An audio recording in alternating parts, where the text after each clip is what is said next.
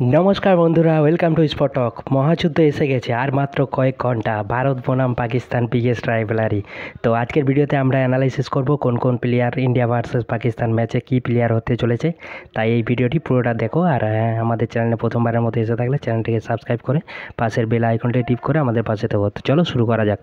দেখো, ভারত পাকিস্তান ম্যাচ মানে একটা কুরুক্ষেত্রের লড়াই, একটা মহাযুদ্ধ, ওয়ার্ল্ডের বিগেস্ট রাইভালারি, যাকে ক্রিকেটে এল ক্লাসিকো বলা হয়।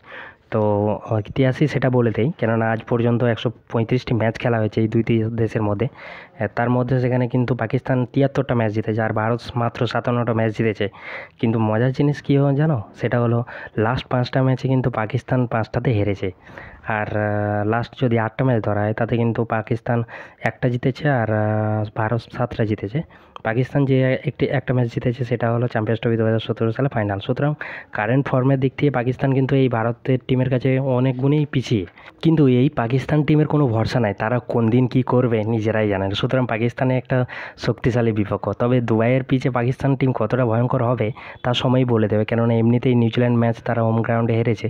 সেক্ষেত্রে তাদের জন্য একটা মরণবাচন ম্যাচ হতে চলেছে ভারতের বিরুদ্ধে রবিবার ম্যাচ।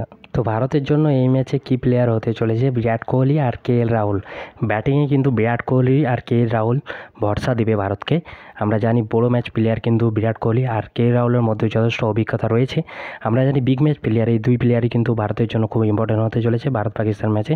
আর অলরাউন্ডার হিসাবে হার্দিক পান্ডিয়া কিন্তু সবচেয়ে বেশি শক্তিশালী বা সবচেয়ে বেশি এক্সপেক্টর হতে চলেছে ভারত পাকিস্তান ম্যাচে। হার্দিক পান্ডিয়া, তার বল ব্যাট দুটোই কিন্তু এই ম্যাচে কাজে লাগবে।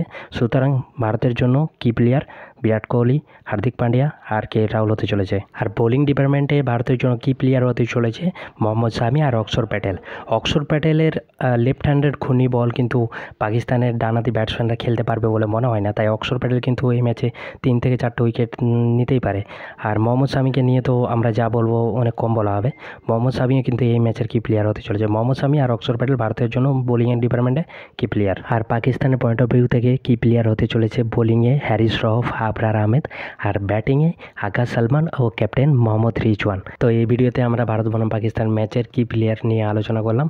পরের ভিডিওতে ভারত ও পাকিস্তানের ম্যাচের পুরনো ইতিহাস দেখব ও এই ম্যাচে কেন এত উত্তেজনা থাকে তাও আলোচনা করব। সুতরাং চ্যানেলটিকে সাবস্ক্রাইব করে আমাদের পাশে থেকো।